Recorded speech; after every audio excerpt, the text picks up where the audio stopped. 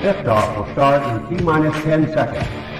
10, 9, 8, 7, 6, 5, 4, 3, 2, 1. We have ignition. It's time! 17 seconds from Game 7 or from championship number 6. Jordan, open. Chicago with the lead. Michael got a piece of it. It comes off. The Chicago Bulls have won their 6th NBA championship. Tying run at second, 2 out. Palmero over the head of Jenks. Uribe charges, throws, out! And the White Sox have won the World Series. To the far side around the 8-yard line to Hester. Under it and to the middle at the 15, to the 20, break 3 to the 25, to the 30, to the outside, 40, midfield, 40, 30 to the coast, 20, 15, Hester 5. Oh! Touchdown!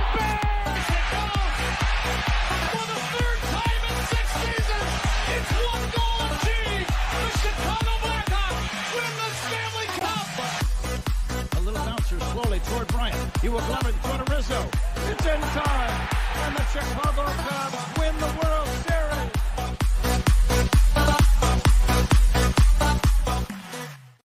What up, what up, what up? Welcome to Shawn and Maya in the morning on this House Music Monday edition. I'm your boy, the SuperBack, Shawn Sierra. Thanks for tuning in. If you're watching us on Facebook Live, well, then I guess you found us on Facebook. And if you're not watching us on Facebook or not following us on Facebook, what? Listen, go to Facebook, type in Sports Zone Chicago, click the like button, and now you're following Sports Zone Chicago. Simple. You're like that. But wait, there's more. Go to the show's page. Go to Shawn and Maya in the morning. I like that page as well. And not only will you be following Sports Zone Chicago, but you'll also be following Shawn and Maya as well. If you're watching us on our YouTube channel, excellent. And if you're not subscribed to our YouTube channel, for real though? For real? Listen. Go to YouTube, type in Sports Zone Chicago, click the subscribe button, and then click the little bell. That's the notification button. That'll let you know anytime a show from Sports Zone Chicago is going live. Get it? Got it? Good. If you're watching us on our mobile app, wait, you didn't know we had our own mobile app? What your problem is? Come on, man. Listen, we have our own mobile app. So here's what you do. Wherever you get your apps from, it doesn't matter whether it's iTunes, Google Play, Amazon, Walmart, Kmart, 7-Eleven, Zayre, Zemsky, Macy, Montgomery Ward, Woolworth, Venture, wherever you get your apps from. You go there, you type in Sports Zone Chicago, you download it, you take us with you on the go. So not only do you get Shawn and Maya in the morning 3 days a week, not only do you get our other live shows throughout the week, not only are they archived there like they are on Facebook and YouTube, but I'll tell you what, we give you a slew. And I mean a slew of articles, thanks to my man Clarence Council III. Big up to Clarence for keeping you abreast of all articles Chicago sports related. Yeah. Now, if you're watching us on if you're watching us on our Roku channel, I like that kind of party, baby. That's what I'm talking about. If you don't know, you better ask somebody. Sports Zone Chicago, we have our own Roku channel. Okay? Hell, we're live there right Mickey Ficky now. All right, listen, if you have a Roku television in the house, do us a favor. Go there, download Sports Zone Chicago's channel. Download our channel to that television. Now, if you have more than one Roku TV in the house, do us a solid and download it to all of the Roku TVs that you have in the house. It's very simple. You know how to do it. You've already downloaded Netflix and Hulu and Max and Prime and Disney Plus and Stars and Showtime and Paramount Plus. You've downloaded all those. Download Sports Zone Chicago's channel to your Roku television. It would be greatly, greatly appreciated.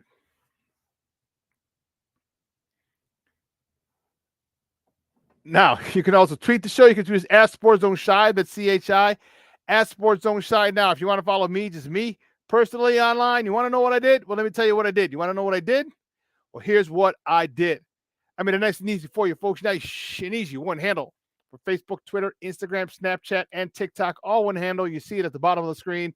At the Shawn Sierra. If you want to follow my lovely co-host Maya Akai, you can follow her on Facebook and Twitter at the Sports Chica. If you want to follow her on Instagram because you're an IG and you do it just for the gram, well, just follow her at Maya Akai. It's MAYA_AKAI. Man, we have a phenomenal show, but we need you to get interactive. So whatever platform you're watching us on, whether it's Facebook, whether it's YouTube, whether it's our mobile app, leave a question or comment on that particular platform. It'll come up here in the thread, and I'll put it on the screen, and we'll put it up on. We'll talk about it. We'll incorporate it into the show, and that's what makes this the best morning Chicago sports talk show around, and that's you. So do it. Bring us questions, comments, smart-ass remarks. Ain't nobody scared over here. Like The Rock said, baby, don't sing it. Bring it. So we're ready. Let's see in the chat line already. Who's in the chat? Cornelius Squalls, what up? There he is. My man. My Shawn Walls, House Music Monday, baby. Man, they were getting it in New Orleans, baby. Getting it in. You know what? I really feel bad. I didn't make a better effort to go. That was my mistake. I saw the parties. Bulu Masters party on Friday was ridiculous. Dude, if you've never seen Bulu Master live, okay? If you like house music, if you're a house head, you don't even got to be the house head, but you like house music, okay? And you've never seen Bulu Master live, let me tell you something. Don't do yourself that disservice. Go see him live. Because that you just can't stay still. It's impossible. Impossible. And he gets fired up. You see he's jamming back there. He's dancing while he's mixing. Bulu Master is the shit. People were partying down in NOLA this weekend. Let me tell you. Woo! Tweet. Man, Luis Mejia, what's up, Papa? Rise and grind, baby. Sunday was a good day. It was. Your Raiders. It's a good day for your Raiders with a big victory. They're smoking their victory cigars in the locker room after. My man, Armando Emeterio, Lara, Junior.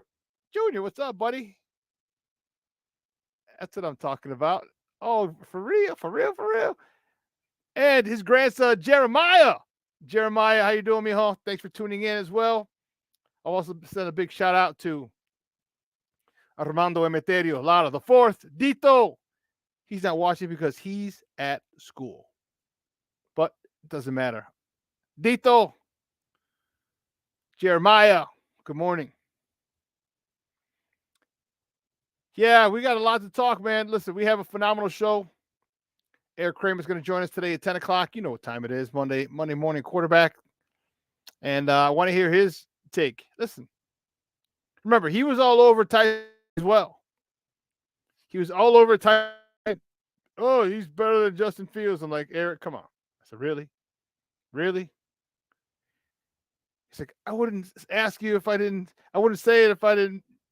I was like, I go, you asking me? I said, dude, it's a rhetorical question. Like, come on. He said, I wouldn't say if I didn't mean it. I'm like, that was a rhetorical question, Eric. Like, there's no way on God's green earth. None.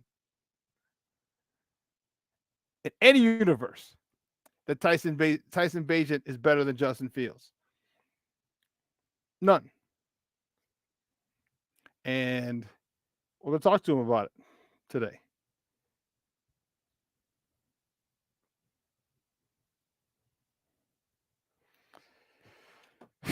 Yeah, it was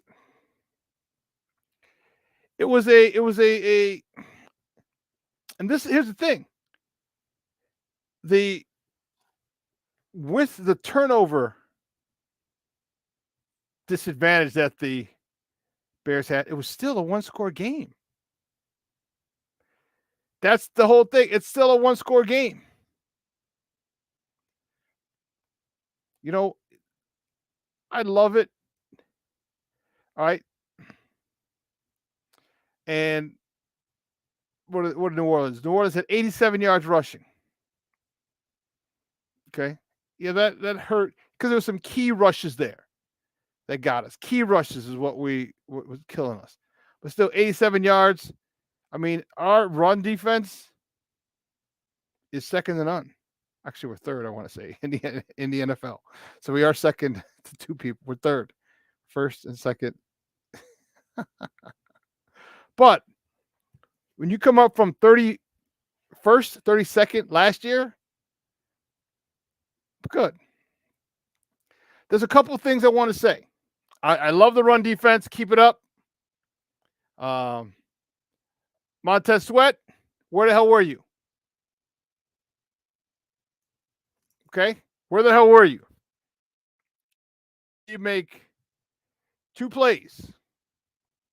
One, you finally got some pressure, hit the quarterback's arm. It was a third down, I want to say. Caused the ball to come out all crazy, incomplete. So thank you very much. And then the other one where you ran down Taysom Hill was just a hustle play. Other than that, I didn't hear your name much. I think you only had one other tackle. And part of me is spoiled. Remember the last time we signed a big defensive end pass rusher? That was Khalil Mack. Do you remember what he did in his first game? Do you remember against Green Bay? Sack, strip,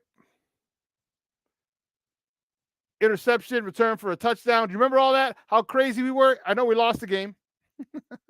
We didn't lose the game. But we saw how dominant Khalil Mack could be in that first half. And even though they're completely different people,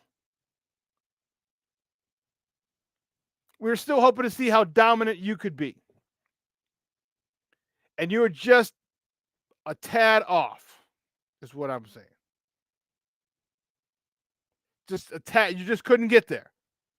You got there once. You hit the quarterback's arm. You chased down, and you had 2 tackles. One was Hill, which you chased down, which is good hustle. And the other one, I don't even remember that one. So we need you to step up a little more. I know. I don't know how the DC media is and fan base, but we're crazy over here. We're crazy over here, and you better come to work. You better come to work every week and making all that money. Yeah. We're going to see it, and we're going to let you know about it. We're going to see it. If we don't see it, we're going to let you know about it. It's just that simple.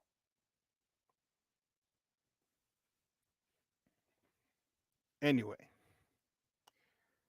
Junior, you said it completely or perfectly. Why'd you stop running behind Jenkins and Wright? Why?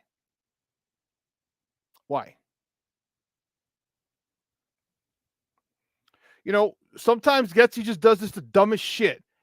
You know what it? Oh, here's what's working. Let's stop running it. Is what it does. Or put it this way, it's what it seems like. Okay?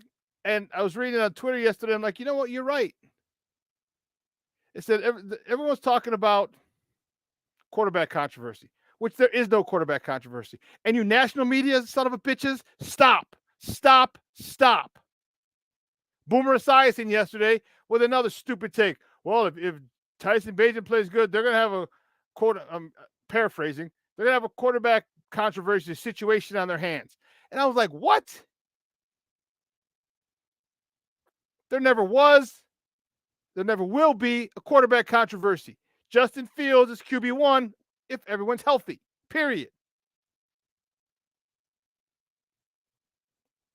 But this agenda that they're trying to push on us is ridiculous.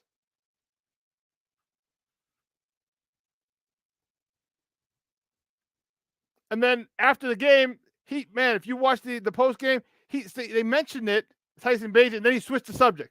He said, "You know what game is good?" Then he goes, the Minnesota game or some other game. He switched games. Boomer Esiason did because he realized he looked like an ass. I'm tired of this. I'm tired of it. Tyson Bagent is a good backup. He's not better than Justin Fields. And you know how interesting it is? Everyone talks about, oh, well, you know what? Some of his players were making plays. Luke Getsy wasn't helping him. They didn't start running the ball.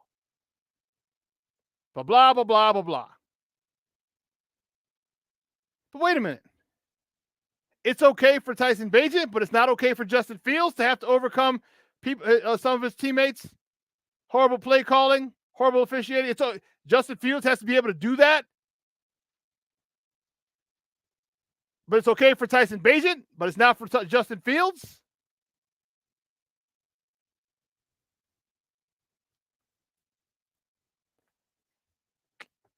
There was a lot going on yesterday. A lot. And it just goes to show that this regime needs to go.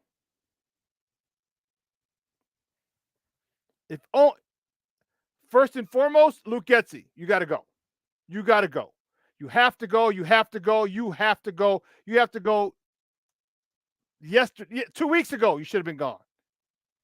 Your inability to use the quarterbacks to the best of their ability is maddening.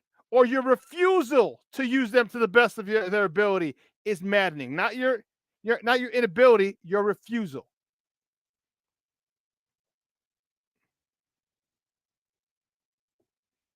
It's frustrating when you basically neutered Justin Fields. Same shit they did in Mitch Trubisky. And I'm not saying Mitch is a good athlete, but Mitch was athletic. And you have the best weapon in the NFL in Justin Fields, you just say, stop running. You have to win from the pocket. No, you don't. No, you don't.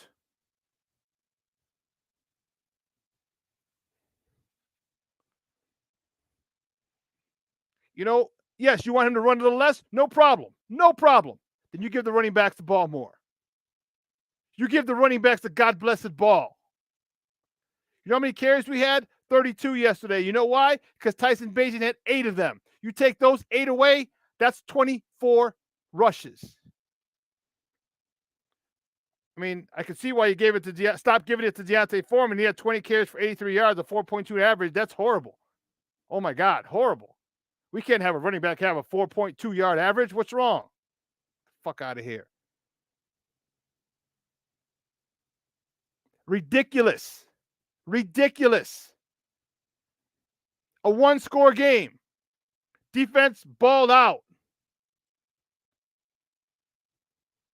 Junior, you're right. Ego.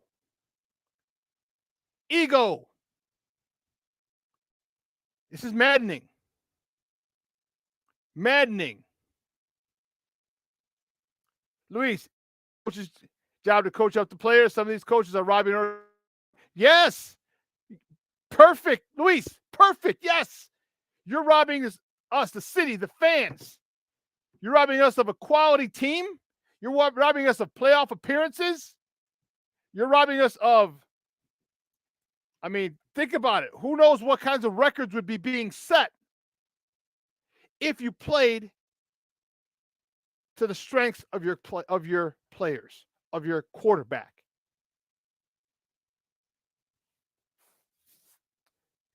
Everyone's talking about, look, Tyson Bagent, why didn't you go downfield with him? Why don't you push the ball downfield? I'm not asking for fades, corners, posts. I'm asking for digs. 15 yards and in. Comebacks. 17, 18, 20 yards and back.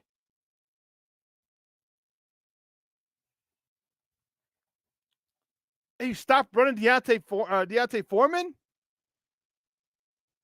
You stop running behind those two monsters on the right side? Darnell Wright and Tevin Jenkins?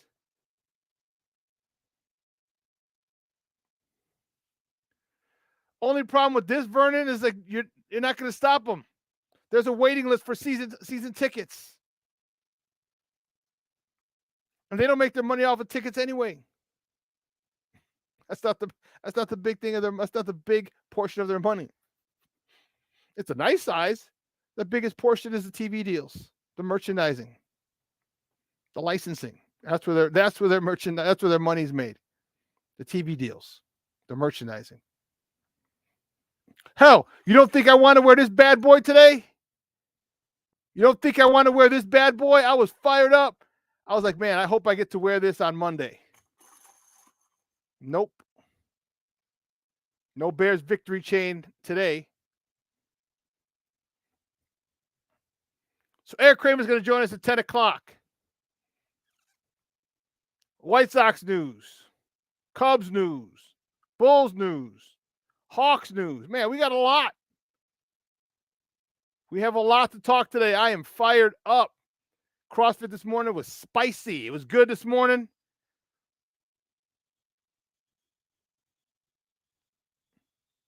It was good. Fired up about it. I'm fired up to talk to you guys. Talk sports. But man,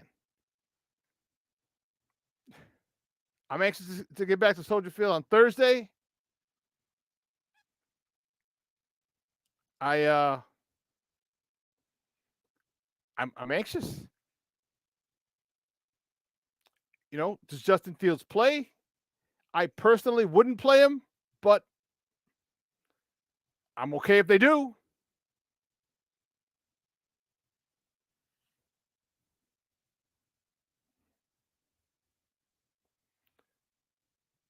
That would be a way to stop buying merchandising stuff, Junior.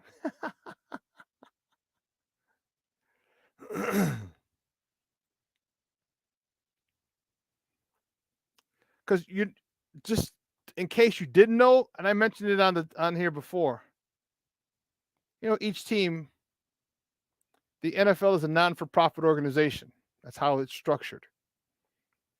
So 31 teams, because don't forget the Green Bay Packers are publicly owned. So at the end of the fiscal year, what is it, June? Let me double check. I don't want to mislead you or misspeak. I'll put end of, let's go, NFL year. End of fiscal.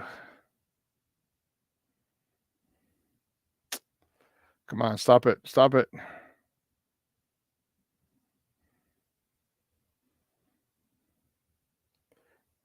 NFL fiscal year ends. Okay, March 13th. Okay, the first day of the 2024 league year will end at 11:59, March 13th. All right, so March. Okay. So that's when.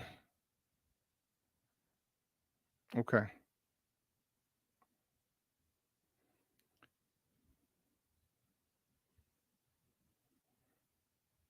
Okay, yeah, so March 13th. March 13th, do you realize that that's when all teams will get about a $300 million check? $300 million check. That's about what every team gets.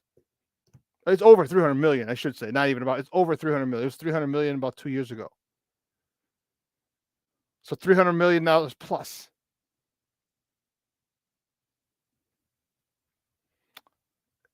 It's going to be very difficult to hurt them financially.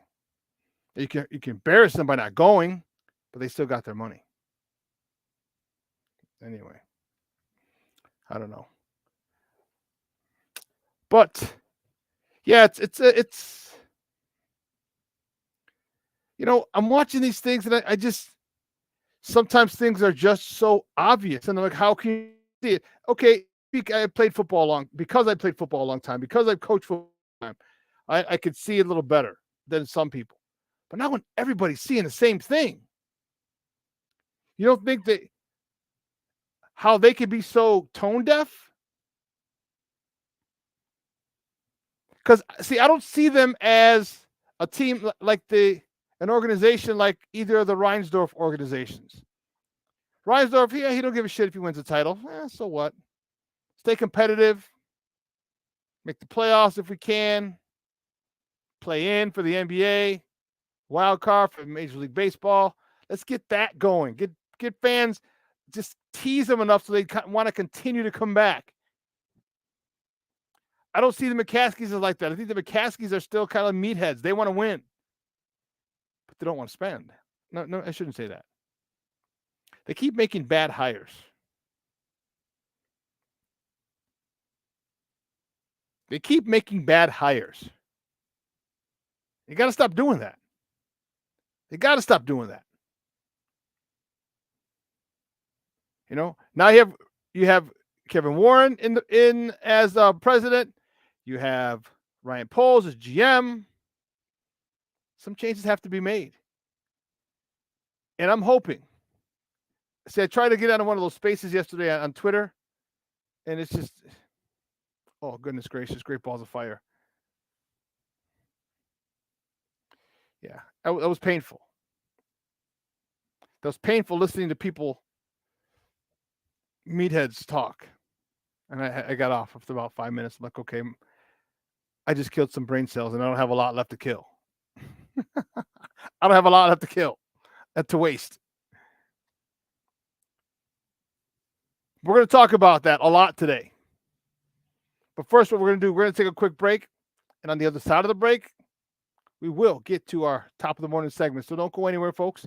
Keep it locked right here. Shawn and Maya in the morning on Sports Zone Chicago.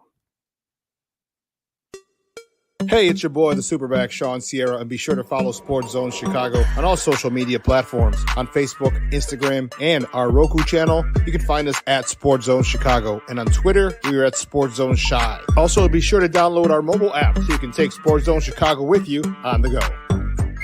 Time out. How are you feeling right now? Happy? Excited? Angry? Overwhelmed? One of the best things you can do for your mind health is to name what you're feeling. It can sharpen your awareness and help you talk about your feelings with someone you trust. Here are 3 questions to ask yourself. Where are your thoughts right now? In the past, the present, the future? Do you notice any sensations in your body? Is your heart beating fast? Is there a flutter in your stomach? Or are you fully relaxed? What do you need right now? Time with others? Time to yourself? Remember, there's power in this awareness. So find ways to identify what you're feeling today.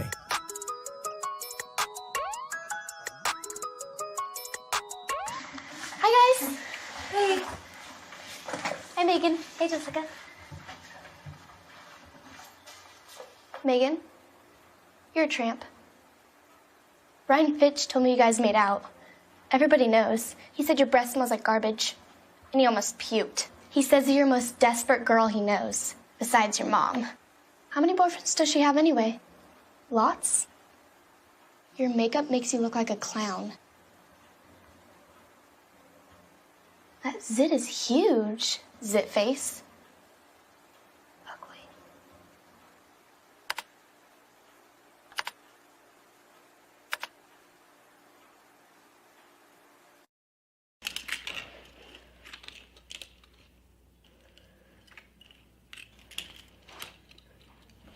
Hey, bud, what you doing? I'm playing with cars.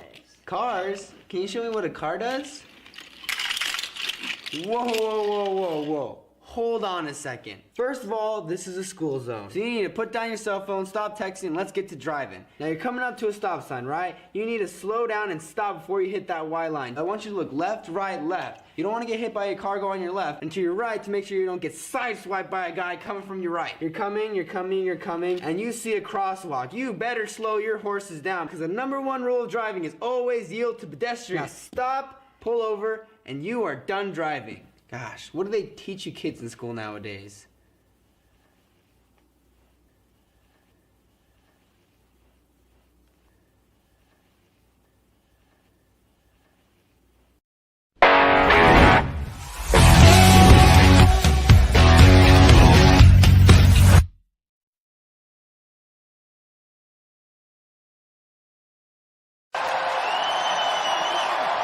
On first down, Bajan looking to throw, and he's got Darnell Mooney for a first down. Trent Taylor goes in motion, play action for Bajan over the middle. DJ Moore into New Orleans territory and wrapped up at the 47-yard line. There's the handoff to Foreman, and Deontay Foreman finds a lane across the 40. You see him line up in the tush-push look. On 4th and inches, Bajan looking to throw. And now he'll run it himself, and he picks up the first down. Foreman, the running back, another carry for Deontay Foreman, trying to get to the outside, and he does. Stiff arm on Lattimore, and Foreman picks up the first down. Welcome back to Shawn and Maya in the morning on Sports Zone Chicago. Those clips courtesy you saw of CBS Sports. Bears in the Big Easy. Oh, this tea is so good. It was a little too hot earlier. You know,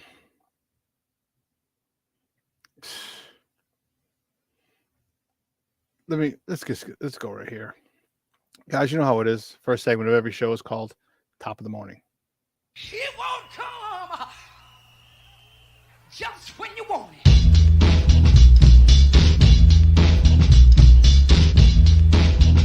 Top of the morning to you. Top of the morning to you. Top of the morning to you. Yeah. Well, you know how we do the first topic. Where are we going to go? Which way do we go? Which way do we go? Where else can we go? The Bears. The Bears. Bears fall to the Nolans, the New Orleans Saints, 24-17. Tyson Bagent, 18 for 30, 220 yards, 2 tutties, 3 picks, fumble, a 65.3 rating. He had 8 carries for 70 yards. Deontay Foreman, let's stop giving him the ball. 20 carries, 83 yards. Let's stop giving him the ball and stop running him behind Darnell Wright and Tevin Jenkins. Let's do that because that's going to fucking work. Darnell Mooney, 5 catches, 82 yards. Cole Kmet, 6 catches, 55 yards, 2 tutties. DJ Moore, 3 catches. Estica.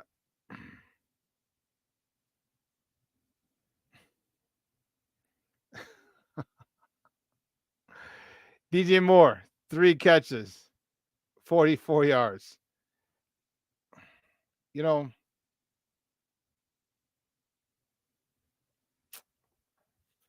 we've been talking about it a lot, all day, all show. And it's just frustrating. Frustrating. DJ Moore gets, 5 targets, 6 targets? That's it? For real? Like, why? Why do you only give him targets? DJ Moore, 5 targets.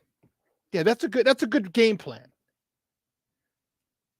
You know, Tyson Bagent missed him a couple times. He was wide open on that corner route. He threw it really high. If he'd have thrown it sooner and thrown it to the pylon sooner, he wouldn't have had to jump and go get it. Thought he was going to have it, but he was double teamed. He was bracketed. Okay? On a double team, you don't bracket. I mean, you don't loft it. You don't put it up in the air and have him go get it. You throw to a spot away from both of the defenders. And that would have been the pylon. Okay? That you're going to have to throw sooner so the safety can't get over. So as soon as DJ Moore gets behind the corner, he's still away from the safety. He can run and go get the ball. Bad throw. It was late. He threw it up. DJ Moore had to go get it, and he had it. That was a great part. DJ Moore had it.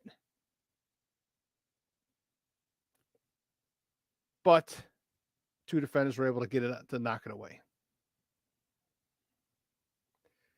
That was huge. Huge. So, you know, it's so funny how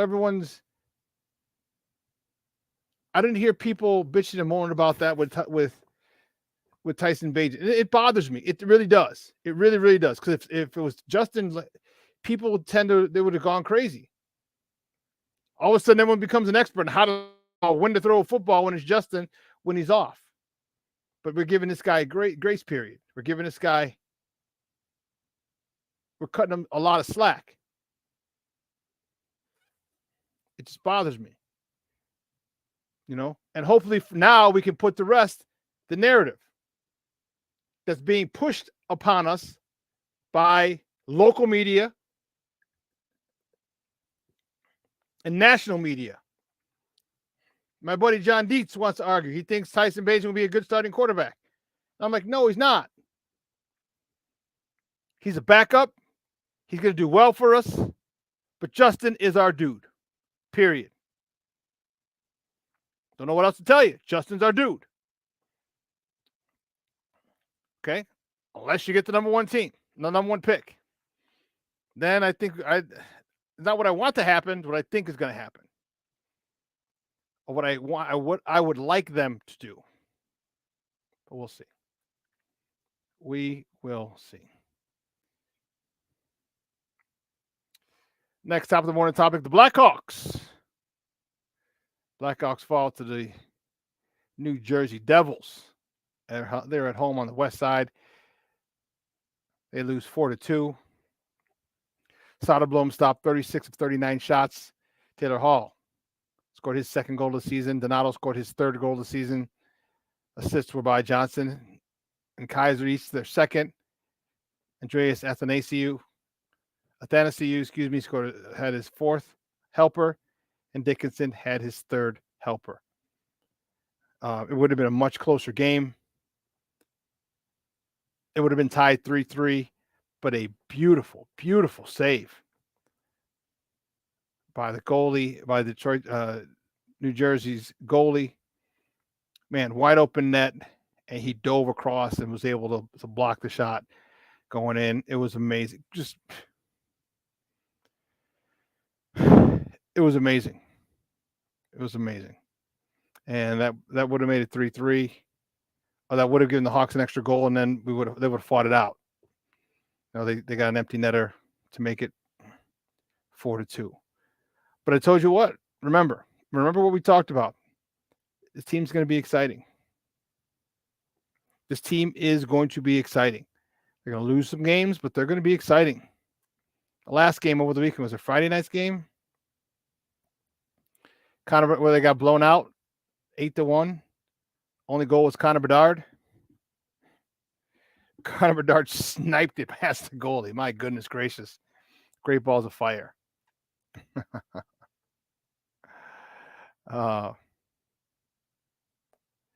See who else. We had some other people check in. Lavette Lee, she checked in. Good morning, Mama. How you doing? Thank you for tuning in. I appreciate it.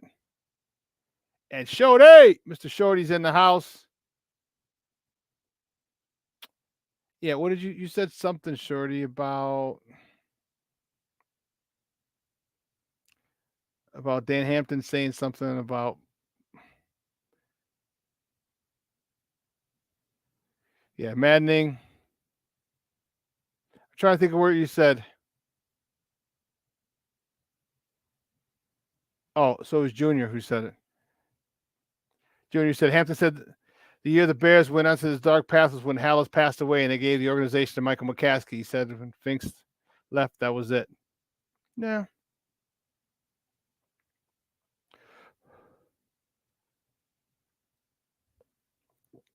Yeah, and the majority of the players on that Super Bowl team were Finks's guy. People, not guy. Finks's players, draft picks, selections.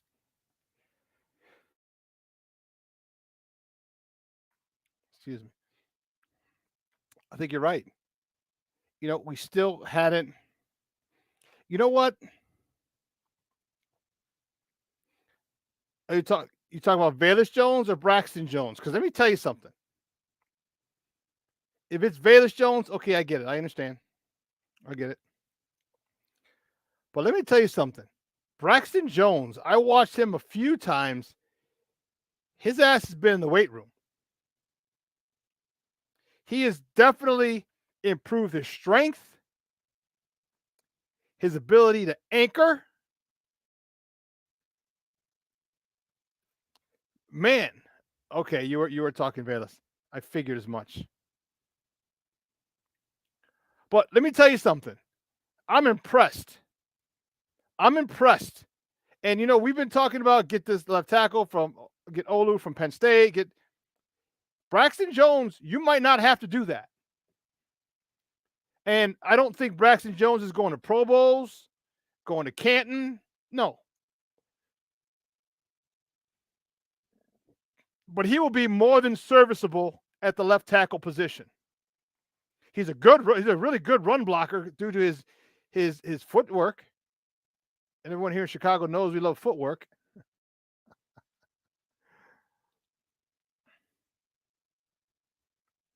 But you might not. Offensive line, and here's the thing. Offensive line is not that far away.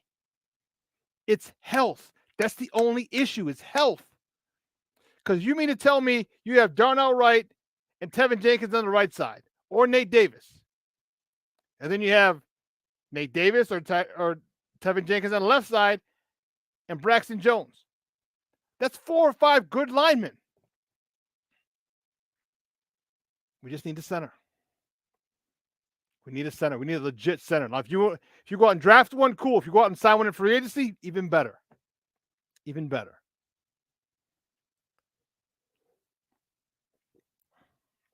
Because you see the way we're running the ball. You see the way we're running the ball. We would have had, we had 156 yards yesterday. 70 of it was from Tyson Bagent. I get it.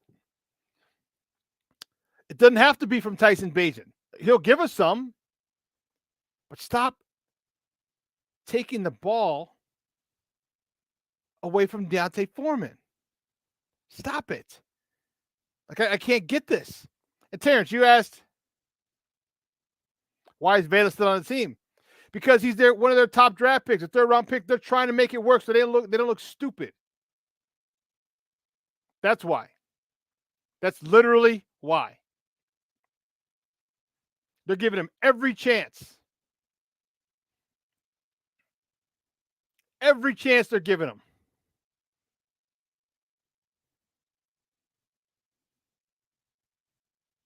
But I digress.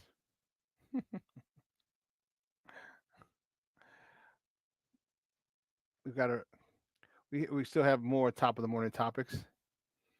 So the next top of the morning topic, all right, Junior. The Cubs.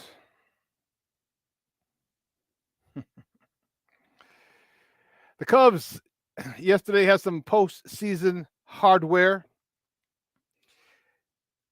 The Cubs have three players.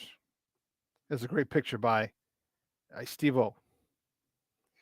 Dansby Swanson, Nico Horner, Ian Happ, each won a Gold Glove yesterday for the Cubs. It's impressive. It's impressive. Okay, that's impressive. There's no ifs, ands, or buts about it. No diss, no nothing, no nothing. Okay, that's impressive. That is impressive. I give my Cub fans, friends a lot of shit a lot of times. Just good-natured ribbing, And what? Oh, second goal off. And I just had to readjust this. Yeah, so Dansby won his second in a row. Nico Horner his first, Ian Happ his second. But that's a hell of an accomplishment. That's a hell of an accomplishment for any team. Do you realize that's a third of the Gold Gloves went to the north side? A third of all Gold Gloves in the National League, all 9 of them, a third of them, because there's only one per position. A third of them belong to the Cubs. That's impressive. That is mad impressive.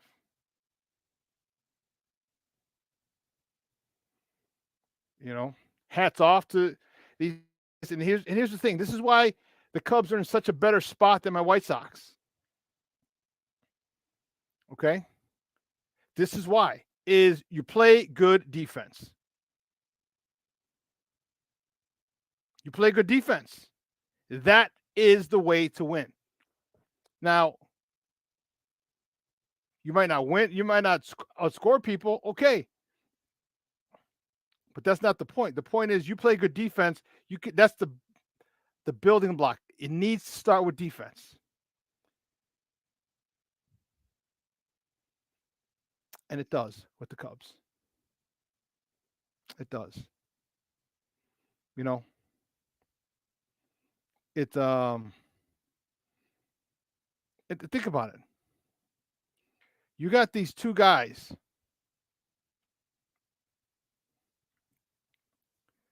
The way to do that for how to do that in baseball, if the middle, and actually any team, the middle of your defense, if that is stout, if that is strong, defenses are usually good. Defenses are usually good. Ian Happ, I think he won it for left field, but let's not forget you had Cody Bellinger out there. He's a Gold Glove winner. Okay, in the past. You got the middle of your infield, Nico Horner, Dansby Swanson shortstop, Horner second base. And that's again, up the middle of the infield. This is why teams are good.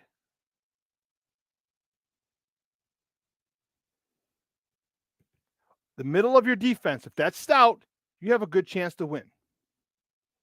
So again, hats off to, congratulations to Ian Happ, Nico Horner, Dansby Swanson, and taking 1/3 of the National League Golden Gloves and bringing them to the north side.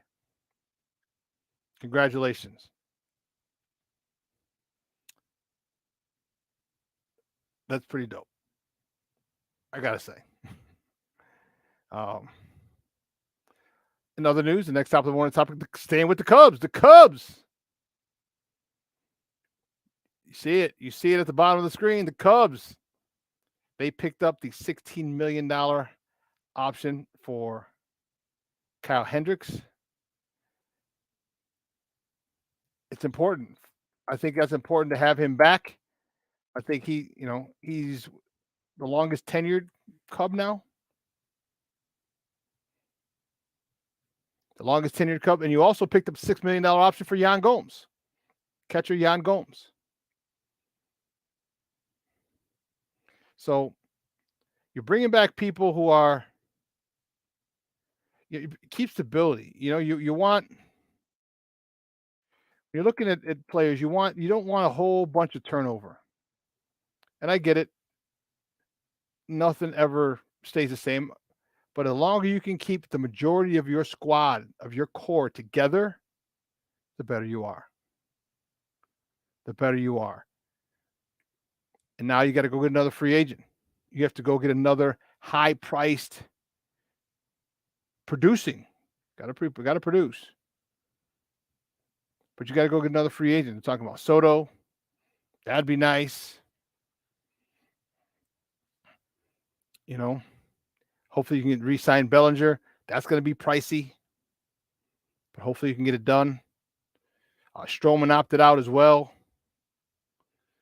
So do you want to bring him back? I thought he would be one that you'd want to get back.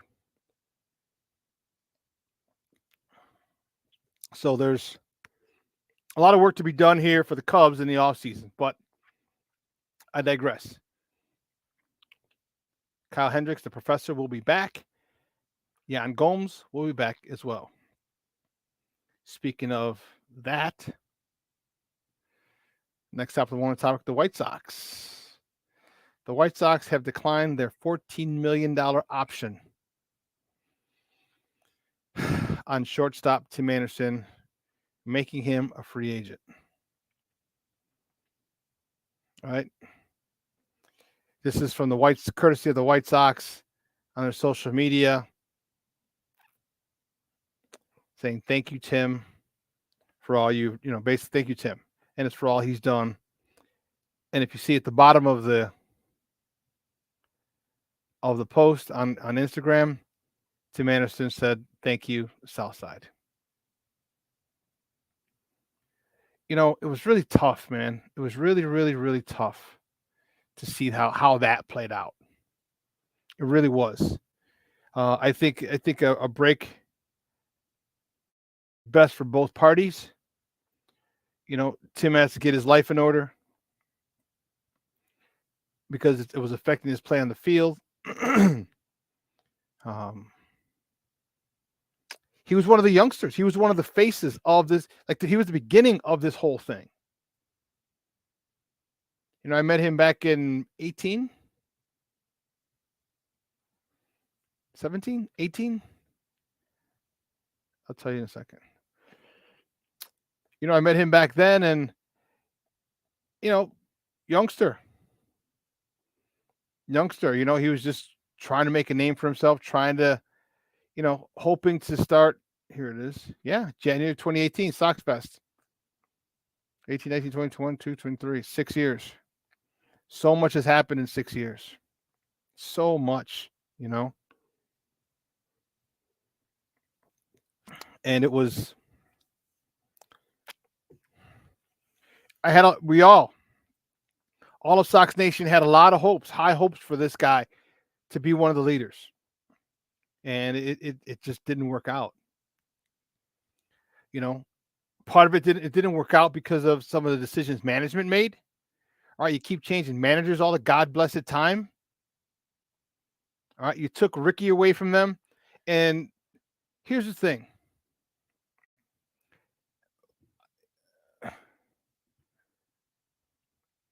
If you take Ricky away from them, okay. But make sure you bring in a manager that could get them to the next level. And then you fuck that up by bringing in Tony La Russa.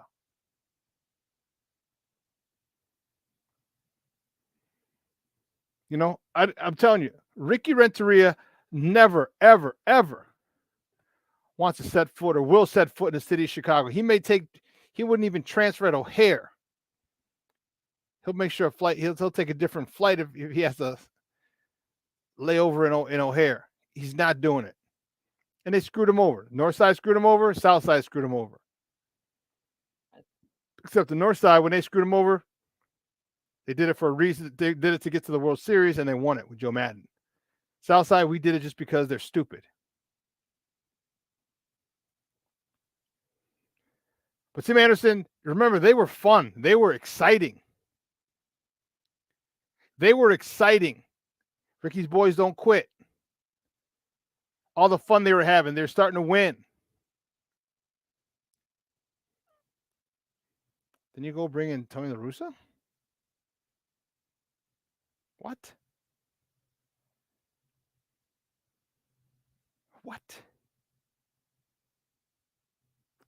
And then there's all the worry about the conflict. Will Tim Anderson get along with him? Well, now he's not. It's a new generation. He's been out for 9 years. He's only been in the front office. He hasn't been in the dugout. And no one's ever questioned Tony La Russa's baseball acumen, baseball IQ. Never. All they asked, the question was has the game passed him by? And he resigned. He missed the end of his second season. First season they got to the playoffs, but they were still playing with Ricky in mind, Ricky Renteria.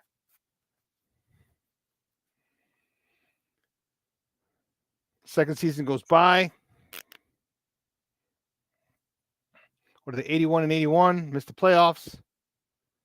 Then they hire this dude, Pedro Grifol. And I don't have anything against him. There were just other managers that were better. There were other managers that were better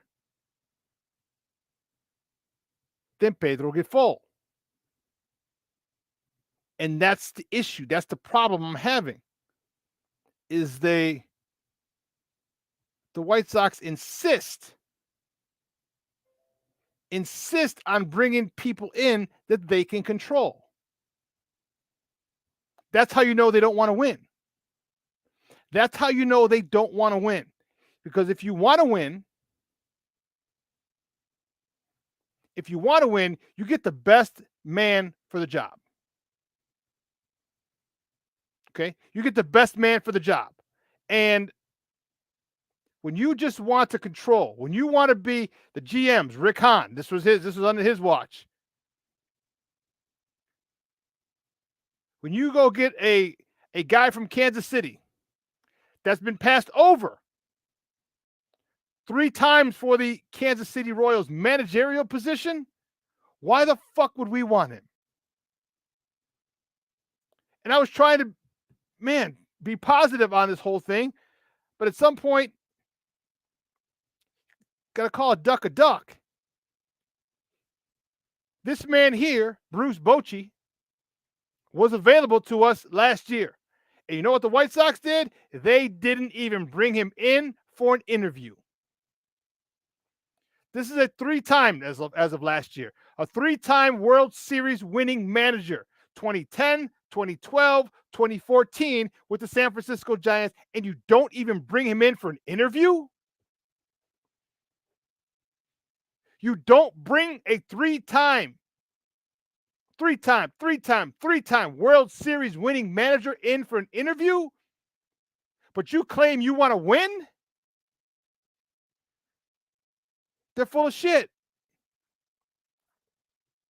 They know it and we know it. You didn't interview him because he's going to want to make control. He's going to want control. He's going to want to make decisions. And guess what? Front offices, you're not the best decision makers. You use analytics. I don't know what else you use. But there's a thing that great managers have. It's called a feel. I just feel different. I felt it was the right play.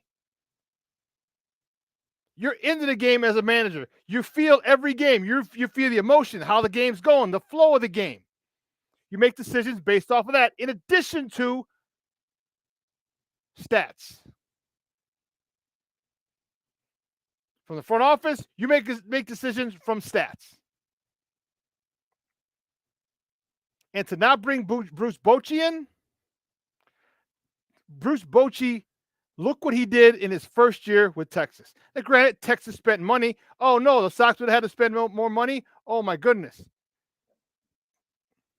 But see, the problem with that is, guess what? If the Sox are winning, people are going. People were fired up about the last 2 years. Yoel Moncada, Luis Robert, Jose Abreu, Eloy Jimenez, Tim Anderson, Dylan Cease, Lucas Giolito. If the Sox were winning, we would go. We were going a lot last year. This past year, not so much. But if we started winning, Sox games would have been packed. So the money you would have to spend on players would have been recouped, at least somewhat, through attendance, through parking, which you keep raising, through concessions. Come on, man. But the general managers want to pull all the strings. They have to be in the limelight.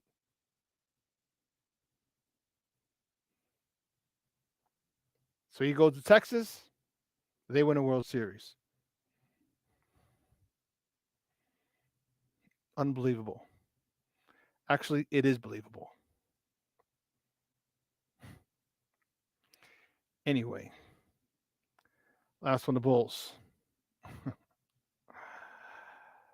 The Bulls tonight, they host the Utah Jazz at the United Center. Tip-off is at 7 o'clock.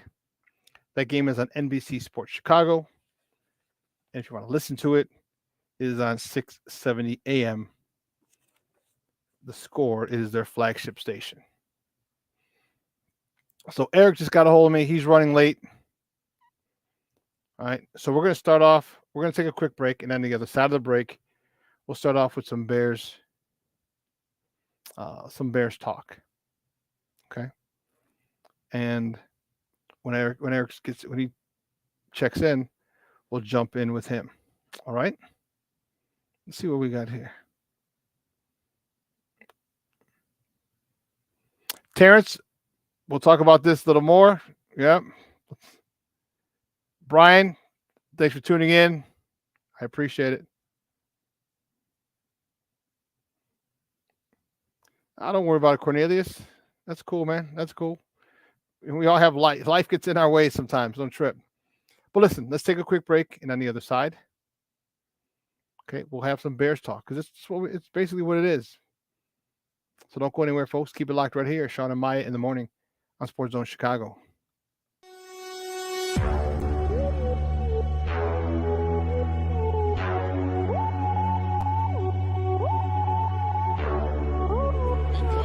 To run for 17, back he goes, here comes Chubb, there goes the ball, touchdown, Mooney! Jones about at the left tackle, time for Fields, now he'll accelerate to get the first down, great tackles, and he's off to the races, and we got a terrific block. For every generation, it has started with the call to serve. Discovering the purpose and the belonging earned with the title.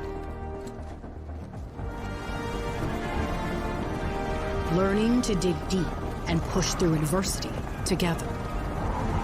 Defending our nation and its people. It is a life of great worth and reward. But Marines are never really finished serving. Their commitment comes full circle, visible in communities across our country.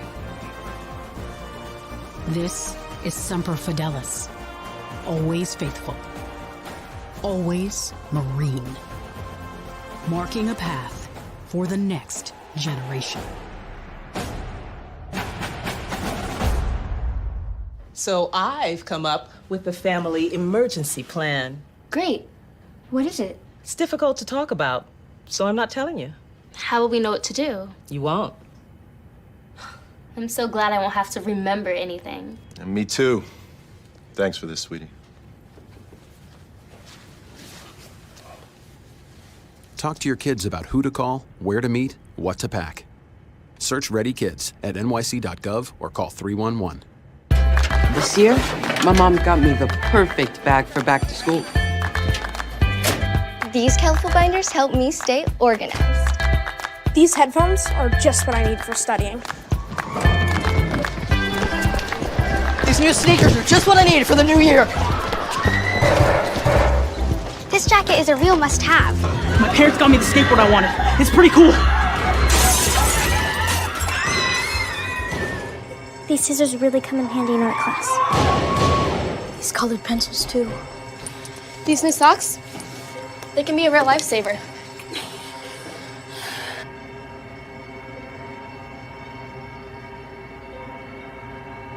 I finally got my own phone to stay in touch with my mom.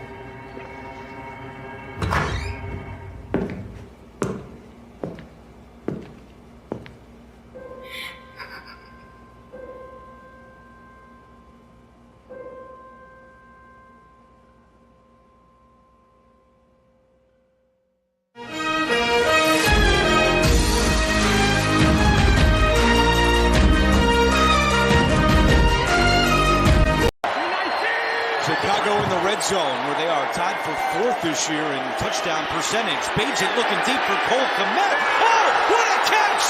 Kmet goes up to get it, and it's a touchdown for the Bears. On the throwback. This was an ill-advised throw. What an unbelievable catch by Cole Kmet. And he cups it too. No movement when he hits the ground, tucked up against his shoulder. Wow. On second down, Bagent steps up in the pocket. He'll run it again. He's got the first down and more. Bagent slides down at the 34-yard line. After a loss of 5, Bagent to Evans. Some room down the sideline, and he picks up the first down. Welcome back to Shawn and Maya in the morning on Sports Zone Chicago. As you see those clips courtesy of CBS. That was a game yesterday. Yeah. Frustrating. It's a winnable game. Brian, right now I'm calm. I don't know how calm I'm going to be, Papa. All right. I don't know. My man, Brandon, be nice. Checking in from the left coast, baby. I appreciate it. Good morning. Good morning. Yeah, I think it just confirmed. Let's look at some of the things. And I mentioned Braxton Jones. Watch Braxton Jones. So if you taped the game, all right, DVR'd it, okay, go back and watch Braxton Jones. There are quite a few times where people tried to bull rush. Yes, AB, Eric's coming. He said he was running a little late. I said, okay, no problem. I mean, what else can I say? No, get on time. So he's running a little late, maybe at the bottom of the hour. So we'll close out the show with Eric. But he's on the way. He texted me during the last segment. Watch Braxton Jones. Watch Braxton Jones. Okay? His ability to anchor and not get overwhelmed by the bull rush is noticeably improved. He was one of our best run blocking linemen last year. Okay, his ability to get out on the edge. And now remember, all we said was if he can just anchor, because he has the feet of a dancing bear. All right, you weren't beating him with a speed rush, a spin, a twist, a rip. He's got good feet, phenomenal feet for a guy his size.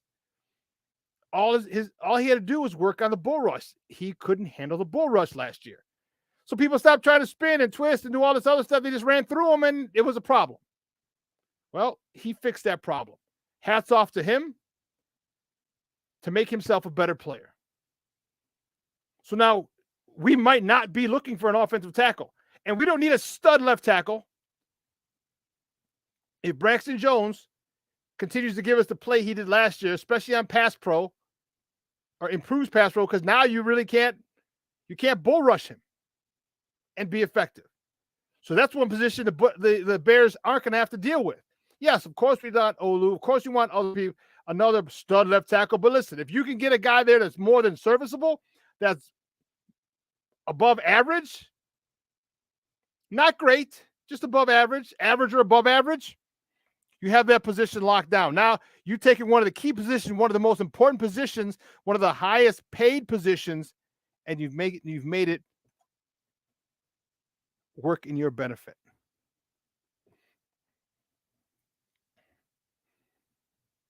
So now you can go really get some stud offensive linemen. I mean, you can go get other offensive players, stud offensive players. You want a tight end, you want a wide receiver, Marvin Harrison Jr., bingo.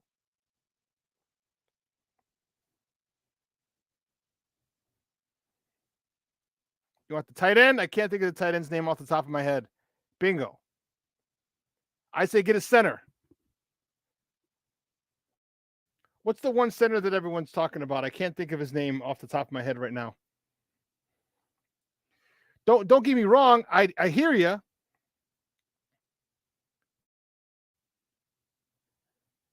I hear you, B. But if remember, if you got a left tackle who's not giving up sacks, I'm not asking for pancakes. I don't need pancakes. All right, I'm trying to trim down as we speak. I don't need any damn pancakes. But if you give Justin Fields, yes, the kid from Georgia, you give Justin Fields 5 seconds, 4 to 5 seconds, Bowers, thank you. Thank you, Brian. You give Justin Fields 4 to 5 seconds, that's all you can ask for. Because at that point, either throw it or run.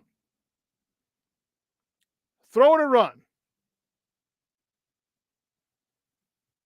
Oh, Bowers is the tight end. Yeah, sorry.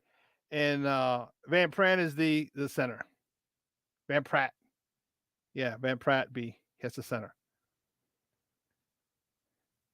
But at 5 seconds, you either throw it, that ball's got to come out, or you got to run. So now you listen to this offensive line. Left tackle, Braxton Jones. Left guard, Tevin Jenkins. All right, we get a center because we just cut Doug Kramer. I don't know if they're going to sign him to the practice squad or not because he never really got a shot. Right guard, Nate Davis. Right tackle, Darnell Wright. That's a nice little offensive line. That's a nice offensive line. they could just stay healthy, that'd be a really good offensive line. And you know what? Here's my thought. You sign D'Onta Foreman to an extension.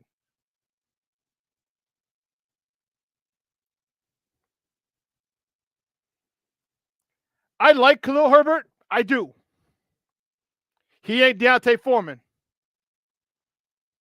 There, you keep those two. Because I don't know about you guys, I love the way D'Onta Foreman runs that goddamn ball. I love it. He's downhill. He doesn't go down by the first contact. And he got some speed. And he can pass pro. And he can catch the ball out of the backfield, even though he dropped one a couple weeks ago, remember? In the first drive. But he caught a touchdown pass later.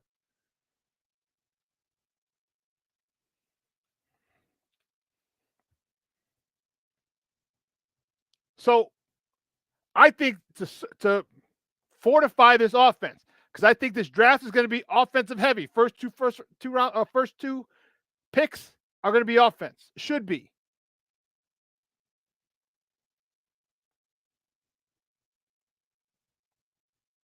Give me Marvin Harrison Jr.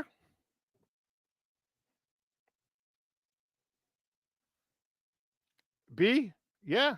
I don't know about from jump. Khalil Herbert did well. And, as the games go on, D'Onta just would have taken over. And that's fine. But bring them both back. You got 3 running backs. D'Onta Foreman, Khalil Herbert, Roschon Johnson. Now, unless D'Onta Foreman gets a bigger deal, I think was it $2 million for this year, I want to say. And if you get your money, Papa, I ain't mad at you.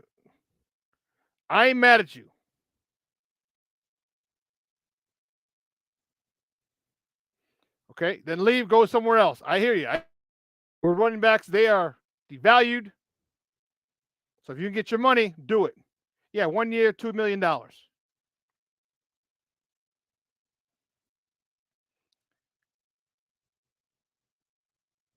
So bonus, guaranteed $1 million.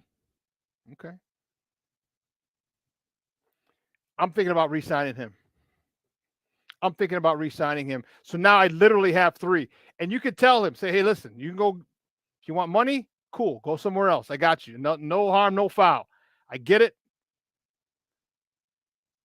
If you want to stay here for 3 years, 4 years, because let me see, how old is he? Because that's important. He's 27.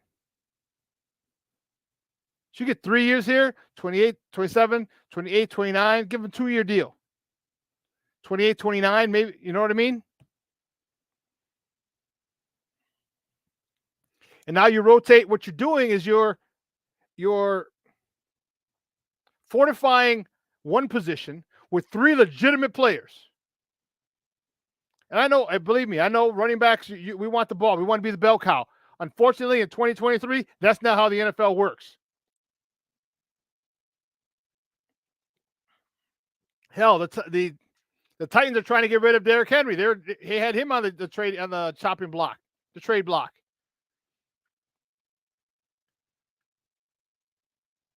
But you get him, Roschon Johnson, and keep Khalil Herbert. Guess what? Here's what that does. That extends your career. You don't take all those hits, all that pounding.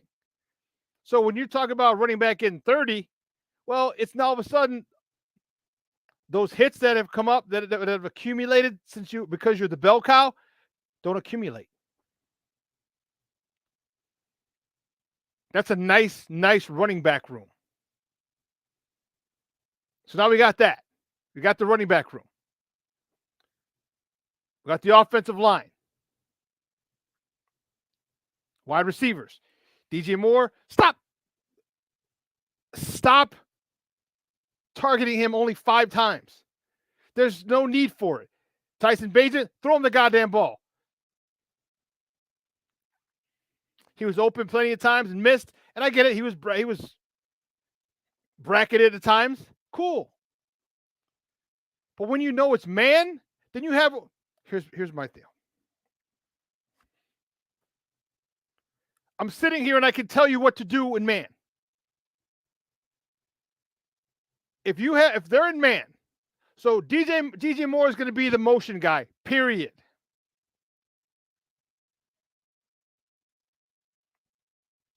DJ Moore is going to be the motion guy, period.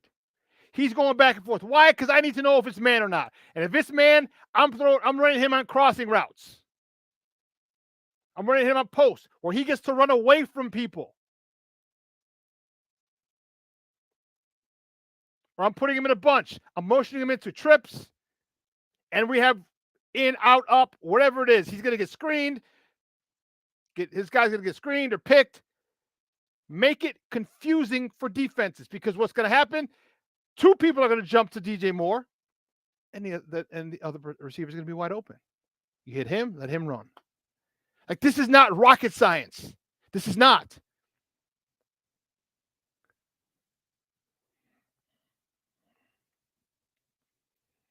You know, and listen, I don't think anybody on this staff or this team has an issue if DJ Moore gets the most targets. Am I wrong? Do you think I'm wrong?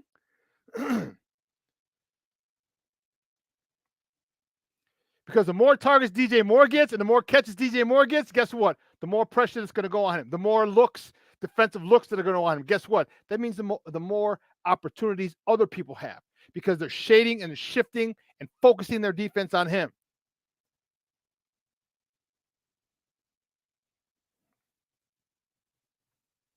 It just makes sense. It just makes sense. It just makes sense.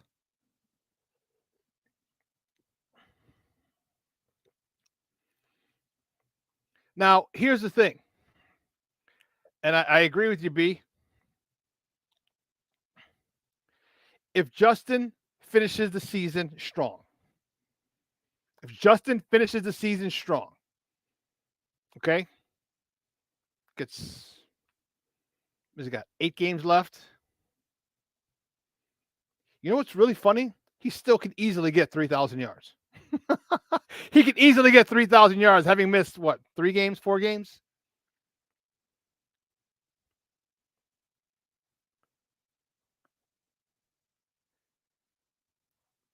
And yes, some new guys might want to reset especially if you have the first pick.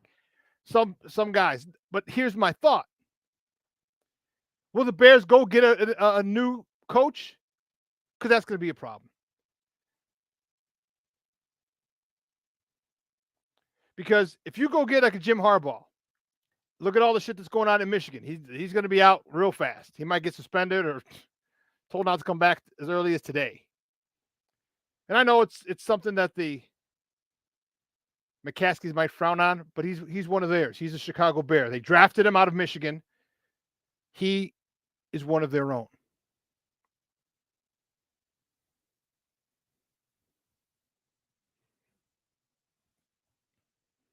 You get him. If you get Roman as the OC, great. If not, Harbaugh can still make the call. Harbaugh, those two guys had a quarterback similar to Justin Fields, and that's Colin Kaepernick. And I'm telling you, if it wasn't for a phenomenal throw and catch in the end zone by Baltimore, San Fran would have won that Super Bowl.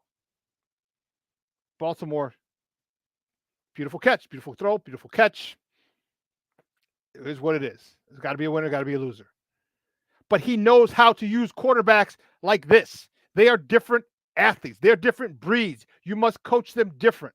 And unless you've coaching an athlete like that, or this is your style, and you're able to manipulate or form your scheme around his talents, don't come in here and they should not be hired. That falls on Poles. That falls on Poles. Are you going to commit to Justin Fields if we don't have the number 1 pick? And some people might like it. And here's another thing. You got to remember all the politics that's in football. You have to remember all the politics that's in football, because if Kevin Warren says, I like Justin Fields, he's going to be our quarterback, and a new head coach has to go along with it, that could be an issue for some people. Because if that is the case, do you realize, and we do get the number 1 pick, do you realize the haul we can get? I get it. You got to pay Justin after 2 more seasons. All right. Next year's his 4th season. You pick up his 5th-year option, and then then you make it extension.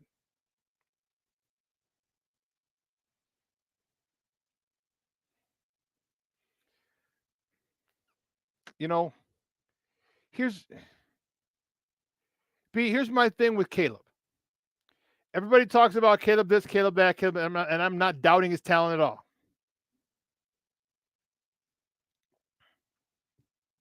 What has he won? Okay, he won the Heisman, but football's a team game. Did they win the Pac-12 last year? Have they been in the college football playoffs?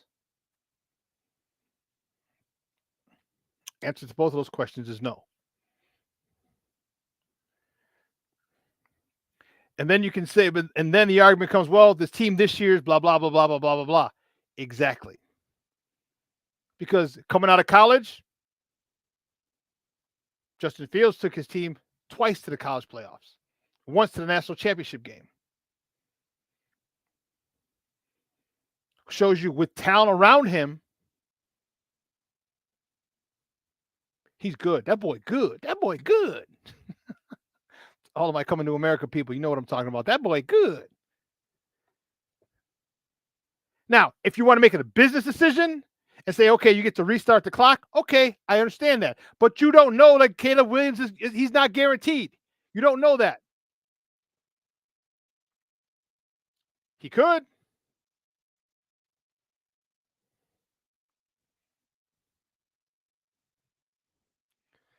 SC's defense is trash and his O-line isn't good. Wasn't our defense trash last year?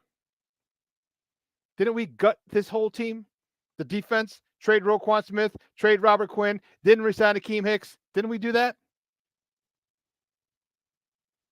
Didn't we, despite doing that, only have seven one-score games?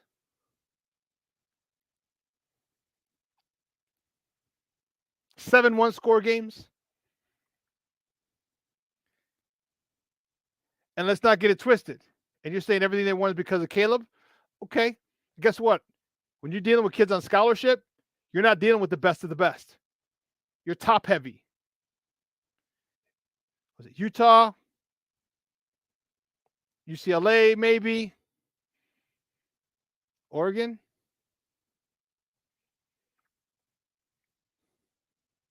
That's about it as in the Pac-12.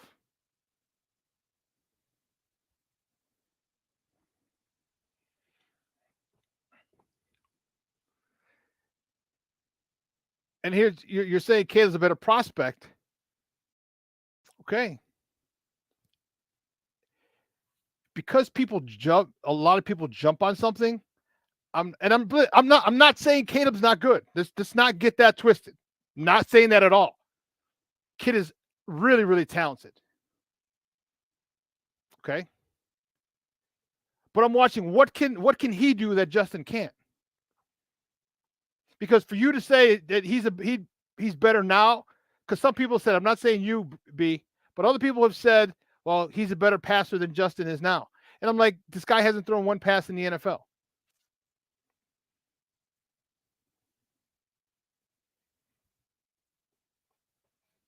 Okay. He hasn't thrown one pass. And you said every game SC wins because of Caleb. Well, Justin can't throw the ball. See, Caleb still has top-notch receivers to throw to. Okay? Justin had to deal with what he had. He had EQ St. Brown. He had Pettis to throw to. He had Amir Smith-Merced, who got the ball stripped when we're trying to go down to in the Vikings game. Darnell Mooney double caught it at the goal line. Kicker missed the extra point against the Dolphins. Could I go on? These are all things that Justin's done in the pros. Now, if you're telling me because you want to restart the clock, I can see that and I give it to you. But it doesn't guarantee he's going to be this good. It just doesn't. Right? He's not 6'3". They say he's 6'1". Okay? We know, you and I know how that works. He could be 6 flat. He could be 5'11" and 7/8. I was 5'10" and 7/8.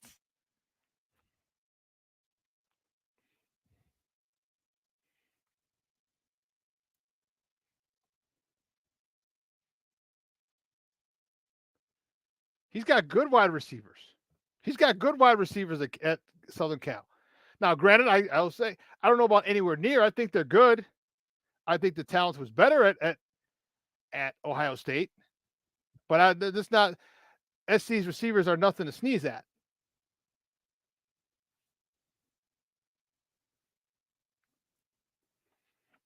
All I'm saying is if you have, so everybody's on this train, but then everyone makes excuses as to why, it's football's a team game. If you don't believe me, ask Patrick Mahomes in the Super Bowl 2 years ago. Okay? Ask me 2 years ago. Didn't have those offensive tackles. He got his ass eaten up by Tom. Was it Tom Terrific? Wicked Pissa? Or who did he lose to? Wasn't that Tom?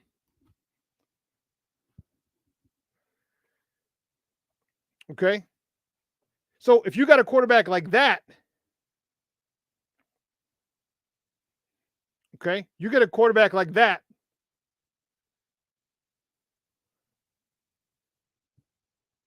I'm okay with some things.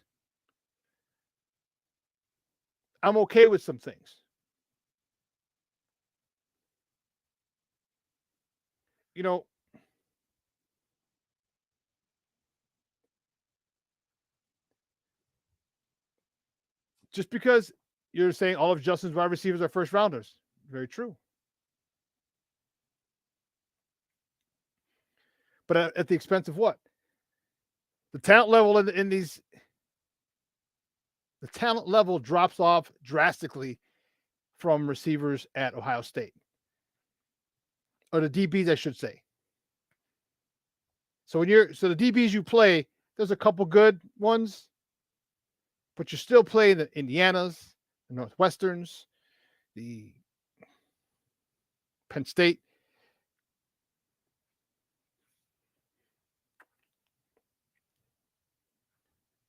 Again, I'm not saying Caleb is not good. I'm not saying that at all. I'm saying if you get this thing working with Justin by the end of the year, okay. Because think of the haul you're going to get. And if you want to build this thing out, would you want to go spend money on free agency or would you want to spend it on draft picks? I'll take it on draft picks because now you know exactly where their money's at. So if you want to pay Justin, you can because you know these guys, the first and second rounders, the first rounders got 4 years plus a fifth option. The second rounders you got it for 4 years. Okay, so you know exactly where they are at, where you are at as an organization financially. You'll also know this. I'll put the shoe on the other foot. You'll also know this with Caleb as well, but then you're going to have to go get more talent. Think of all the talent you're going to get with a haul. That's my opinion. That's my take. Think of all the talent that you're going to get from a trade, from trading that number one spot. And that's if we get the number one spot. Because if the Bears fall to 3, if Carolina starts winning some more and they fall to number 3, well, then this is a moot point. You're keeping Justin. You're keeping Justin and your 2 first-round picks. Hopefully Marvin Harrison's still around. Hopefully. I like Caleb, but I'm telling you, there's something about him. I don't know how well it's going to transfer. Okay? There's a little too much softness in him. Okay?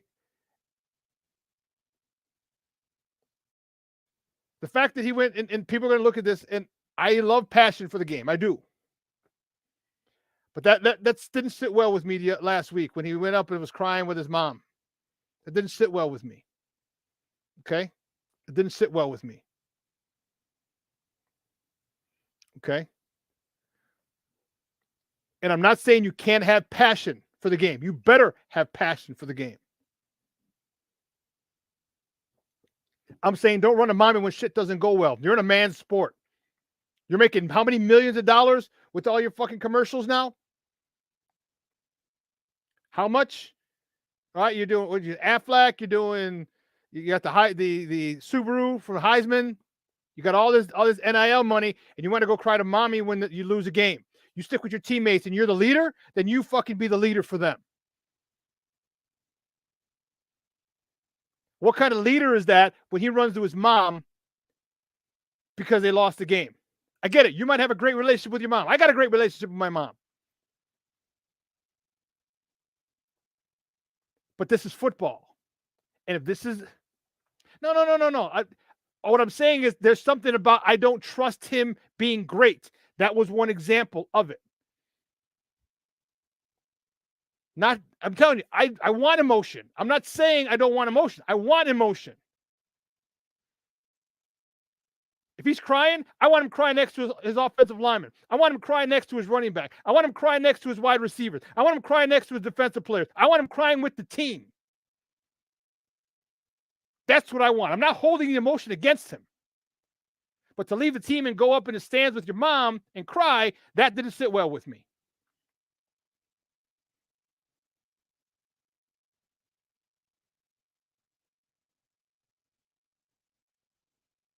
I get it. And the chance at the Heisman, the playoffs, at the ship, all those are not because of your mom. Those are there because of your teammates.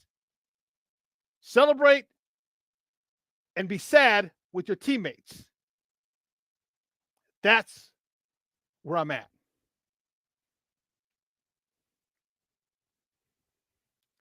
So when he's not winning as a pro, is it okay to see him run the mom? I mean, what if he did? You know what I mean? You know as well as I do, Brandon. Welcome to football. Welcome to football. You still lost.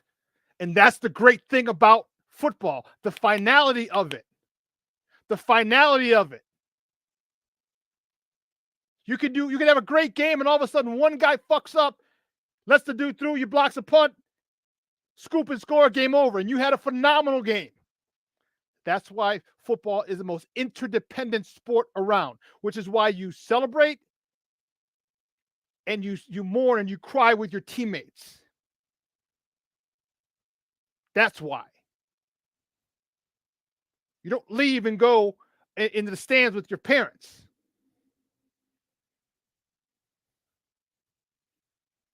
It doesn't sit well with me. Passion? No, I do not question his passion at all.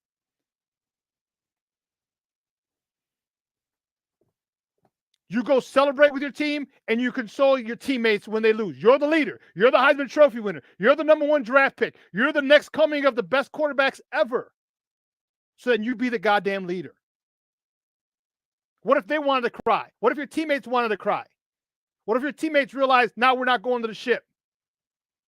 Now we don't have a chance at the playoffs. So we're not going to the championship if we can't get to the playoffs. What if they're upset? You as a leader, because you've already won the Heisman, you are the de facto or the leader by yourself. If you already come out and said it, you are the leader. You must lead. You must be there for your teammates because you are that dude. That's all I'm saying. That's why it didn't sit well with me. Not that he has passion. Not that he was destroyed and a lot of things that he worked for went down the drain. Not because of that.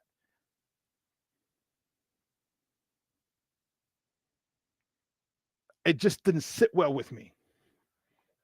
Sorry. I'm not sorry. It didn't sit well with me. And I'm not saying he can't be a great player. I'm not saying he's not going to be a great player. I'm not saying he's not going to be a generational talent. I'm not. He very well could be. That just didn't sit well with me. Because football is football.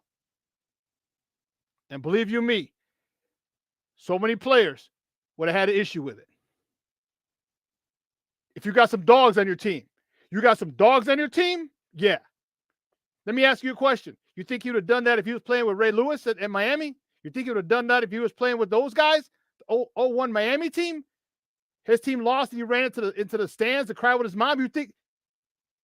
Nah. You see what I mean? It's just something about that didn't sit well with me about him moving forward in this game. Nomad in the house. Good morning, Papa. Thanks for tuning in.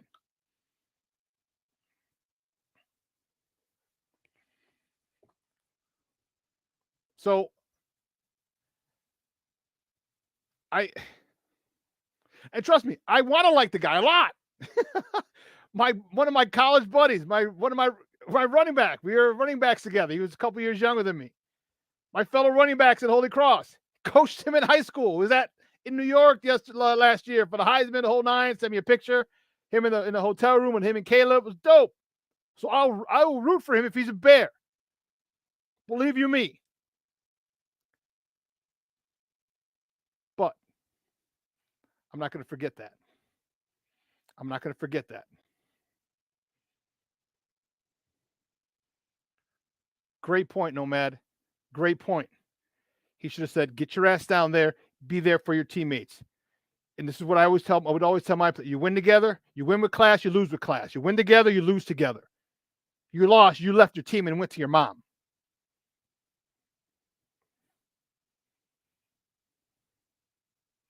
Bro, I get it. I understand. I understand more completeness. I understand better first round wide receivers, first round offensive linemen, first round linebackers, first round DTs. I get it. Be there for your team. I forgot who put it up. He's not the only one that lost. He's not the only one that lost. His teammates lost as well. His team lost. That's what I'm saying. Be there for your team. And I didn't even get to that. Go home. And that was another thing. I want to go home and cuddle with my dog? Come on, man. When is it going to stop? You're going to go home and cuddle with your dog.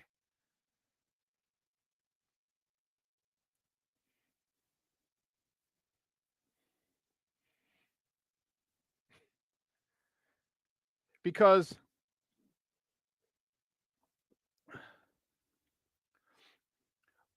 when the game's over and you're with your parents, with your mom, you're not there for your team. Now, if you come back after and say, hey, guys, they're like, hold on, player. I know a lot of guys that I play ball with, a lot of guys that I coached, they'll be like, no, stay with your mom. Stay with your mom. Because we were up here celebrating when you won the Heisman. We're up here celebrating when you threw a touchdown pass. We're celebrating when you had a nice touchdown run. We're celebrating with you when we win. That's what I'm saying. That's what I'm saying.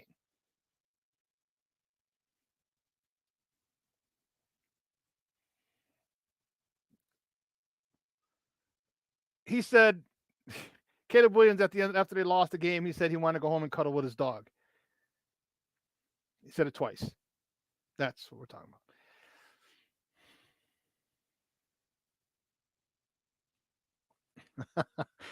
about.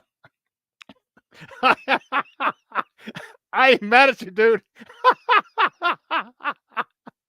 Hey, true words were never been spoken. I want to go home and cuddle with stacked co-eds if I was.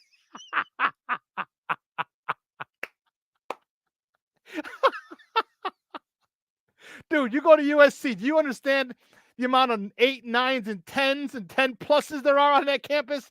And you live in LA. So not only are you getting the co-eds from USC, you're getting the little starving actresses that wannabe actresses that are out there waitressing who know who you are. You know what I'm saying? Like, I want to go cuddle with them.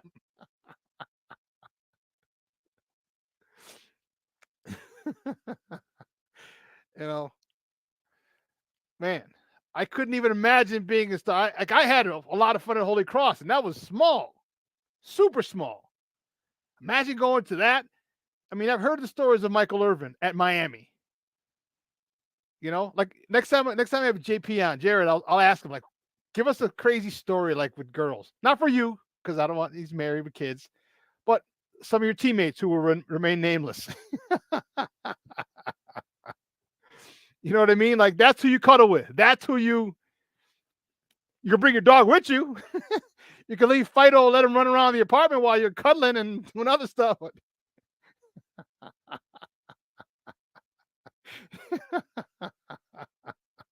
And a junior for I love you, Patty, his wife. He was just saying what he would do if he were a single Heisman Trophy winning quarterback. If he was. I got you, Junior. I got you.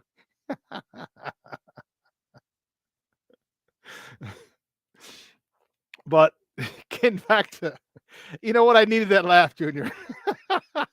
I needed it. I definitely needed it. So we got a quick turnaround. Quick turnaround on Thursday against the Carolina Panthers. All right. The Carolina Panthers, we have to give them a beat.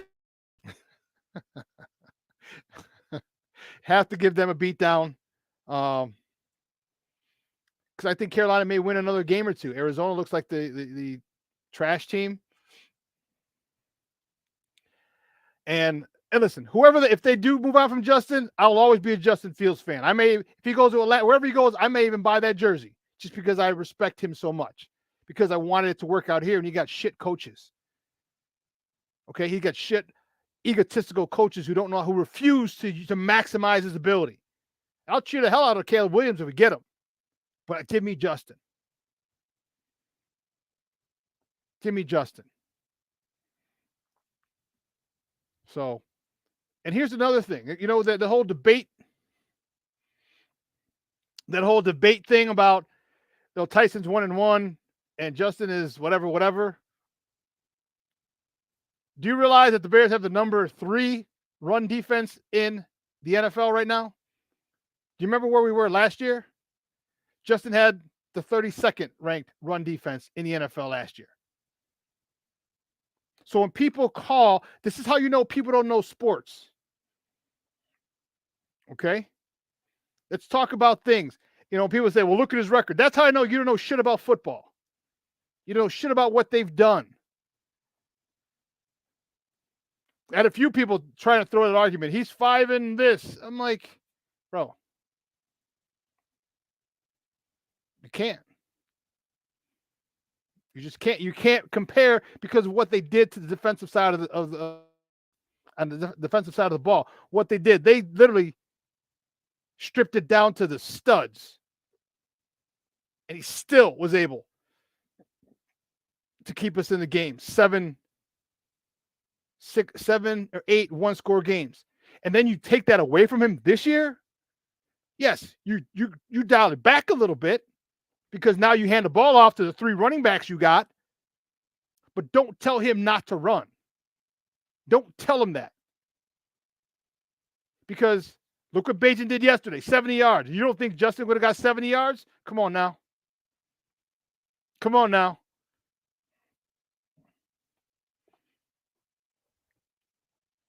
Because that was one of the best top 2 weapons in the NFL last year, Justin Fields.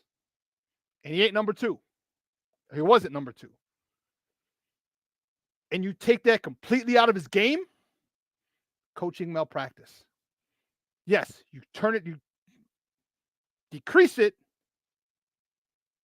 but you pick it up somewhere else and allow everyone knows every defensive coordinator has that threat, knows that threat of him deciding to do that is there. That's all I'm saying. This guy's got to fight through a lot.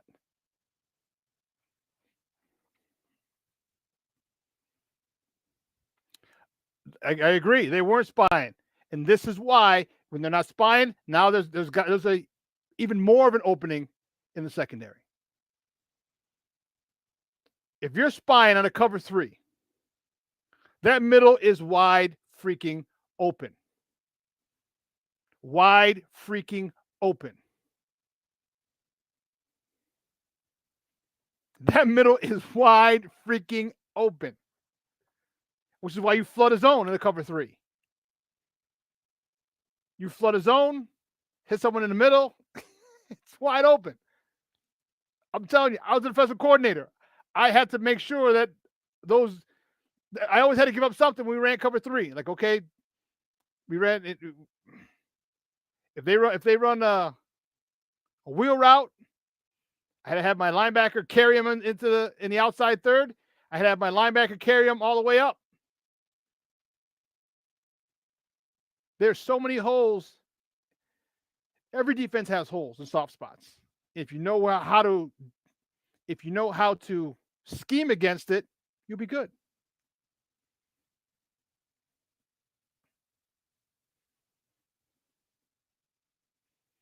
You'll be good. Junior, you're right. Not threatening to run Justin Fields has helped the opposing defensive coordinator. Yeah, it has. Because you're not worried about him. You're worried about him a couple times a game. But if you're worried about him, first read, second read, he's gone, that changes your whole defensive outlook. Because now you do need a spy. And now Justin Fields steps up in the pocket, and he's behind the line of scrimmage. Now that spy is screwed. Do I make the tackle, or do I go in for the tackle? Because if I miss this tackle,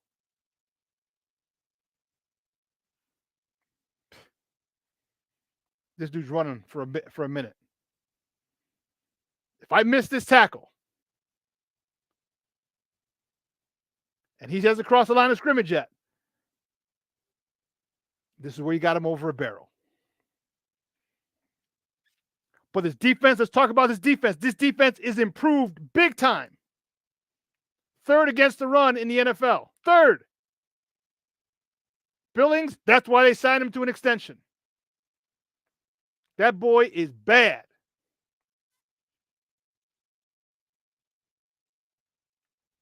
And we talked about it on your show, Nomad. We talked about Walker maybe moving into a 3-tech, a smaller, but a little more athletic 3-tech, which could give people problems. And yeah, I was a little pissy yesterday at our guy. All right, Montez Sweat, give me a goddamn sack. Just on GP alone, you just signed a $100 million contract. Give me a goddamn sack. Not just a hit arm. I need a sack. I would have taken a penalty. Put your face mask in a quarterback's freaking chest and drive his ass through the fucking ground. 15 yards. Like, I'll take the 15 yards. Just so you know.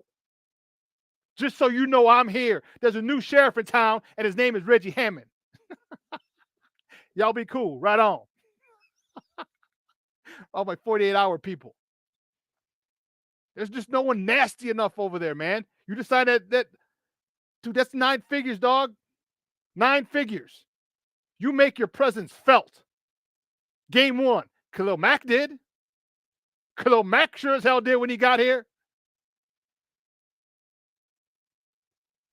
That's the lack of killer instinct, the lack of no Mamba mentality, no Michael mentality, none of that. Well, they just want to be the best. They got their money. Okay, good. I'll just play. No, I want to dominate now. I don't have to worry about it. My children's grandchildren are going to be okay. Now I can play ball. Now I want to be the best. Disappointed with Montez yesterday. I would have been out there like my hair's on fire. I just signed a hundo. $100 million? Oh, no, I need to get me 1 or 2. Where's that attitude? Oh, I need to get me some. Oh, yeah. Got me fired up over here.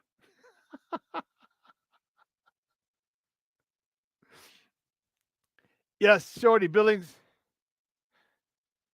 Is it football a violent game? It's not a contact sport. Football is a collision sport. Dude, you go through 50 or 60 car crashes in 3 hours. Yes, Shorty, he signed a 2-year extension. So we got 2 more years with Billings.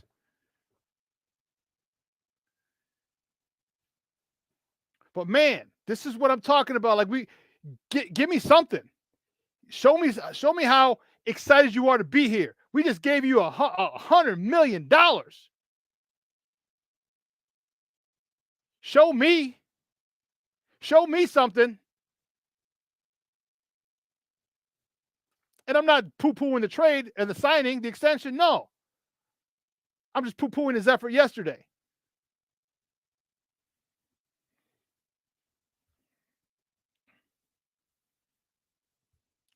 He'll be out in 4.5 on good behavior. He's fine. And he can still play for us. You see what I'm saying? But like, that's the type, there's no, again, maybe it's me being my get off my lawn persona right now. But damn. Like, make a quarterback feel when you hit him. Feel when you drive your face mask in his chest or in his back. Oh shit, my kidneys, I'm pissing blood now. Man. Like, there's the art of intimidation is gone.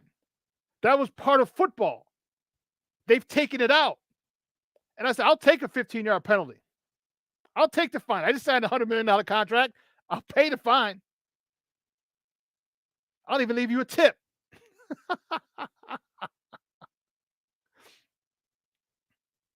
The D-line coach, well, he's working. Listen, you got the second best run defense, the third best run defense in the NFL. You're doing a good job. Okay, we've seen improvement from Zach Pickens, although I would like a little more from him. But I'm not complaining. I just want more. We've seen Javon Dexter improve big time. We've seen Walker, who might be a better fit for a 3-tech. He might be. So, yeah.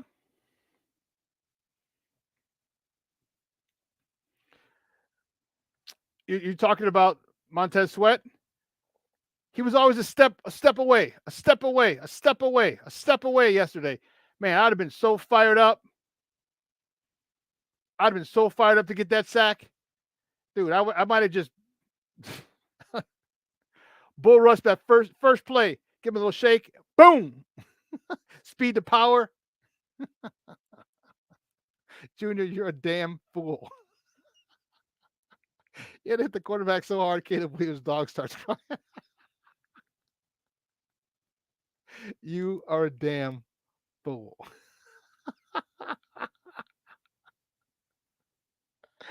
Oh, my goodness. Well, I'm looking forward to Thursday. All right. We have to come out with a dub. All right. Let Carolina win somewhere else. Unless you want to be real jagbags. Brian, this is Armando every day. Armando's been very tame in the chat. He's been very tame. This is him every day. He's the biggest smart ass that I know, which is I think why we hang out. We're such good friends. You know, the biggest FU would be if the Bears lost to both the Panthers and the Cardinals. So the Bears definitely aren't. They definitely aren't the number 1 or 2 pick. But I like it. I like what they're doing. I like this. You know, now they got to sign Jalen Johnson. All right. I know you don't have to. You can franchise tag him for 3 years. Third year is hardly ever used, but it's an option. Just give him his money. Give him his money. You know, when you shut down the side of a field, that in itself is value. That in itself is value. And if you refuse to see it, you're a fool.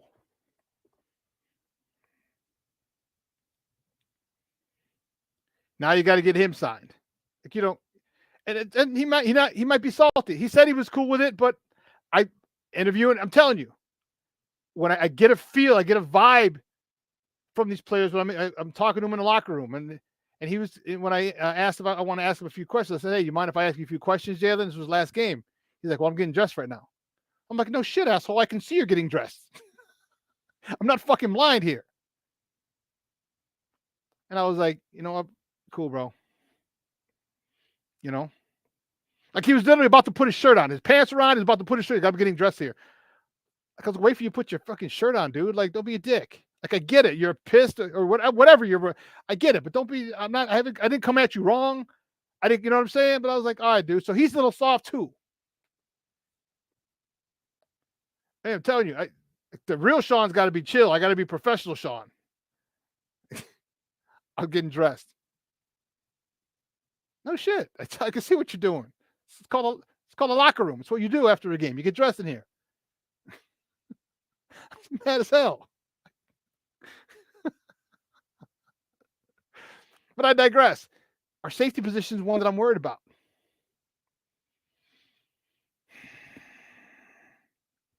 Our safety position is one I'm worried about. Jaquan Brisker, Eddie Jackson. You know, I was a little pissy with him yesterday as well. Like, look, I understand. I get it. You know, I get it. You know, you're trying to rip the ball out. Don't rip the ball out. Punch the ball. Punch the goddamn thing out. Stop playing. All right, you're trying to rip the ball out, and the dude's getting 3, 4, 5 extra yards. Punch the ball out. Guess what? Forward progress stopped. Now he's got to fight for the ball like everybody else. Now you can push his ass away, jump on it, whatever. But man, stop pulling at the ball. You don't pull it. Knock the goddamn thing out and let the chips fall where they may. Now it's a scrum. B, I agree with you. I think he might be gone. I agree with you. But you still have a responsibility to this team now. So,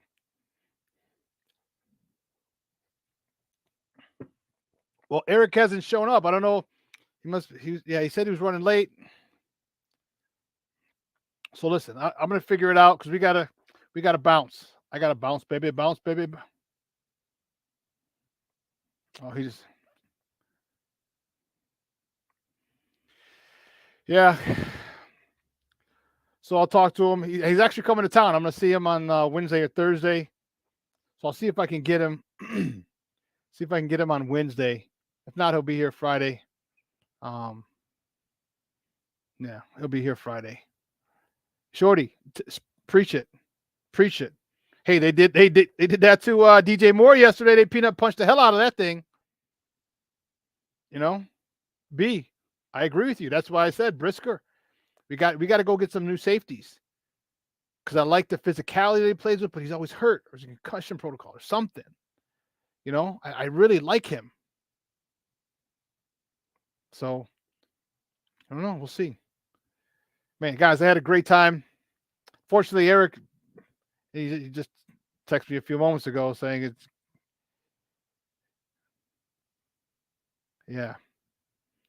he couldn't do it. So, like I said, we'll try to see him Wednesday. If not, definitely, I'm going to interview him Wednesday or Thursday. He's got a book coming out. He just wrote a book. So make sure we'll clip that interview. We'll post it on Sports Zone Chicago, on my page, on YouTube, the whole nine. We'll post it up there. So, yeah, he's got a book out, and I can't wait to interview him about it. But listen, guys, you have a phenomenal day. It's Monday. Turn your beast mode on. All right, set your goals for the week and crush them. Set them and crush them. All right, I had a good day with CrossFit this morning, so I'm fired up. It was great to talk to you guys. Great to talk Bears with you guys. I love it. Junior, you're a fool. That was hilarious. That was awesome. And listen, guys, have a phenomenal day. If you're in Chicago, it's going to be nice and warm today. Almost 70 degrees today, so enjoy it. One last fling of summer. All right, it'll be cool. All right, folks. Your boy, the SuperBack. I'm out. Second City Sports is at 12:15. What's up, Cuss? Tonight at 6. I'm gone.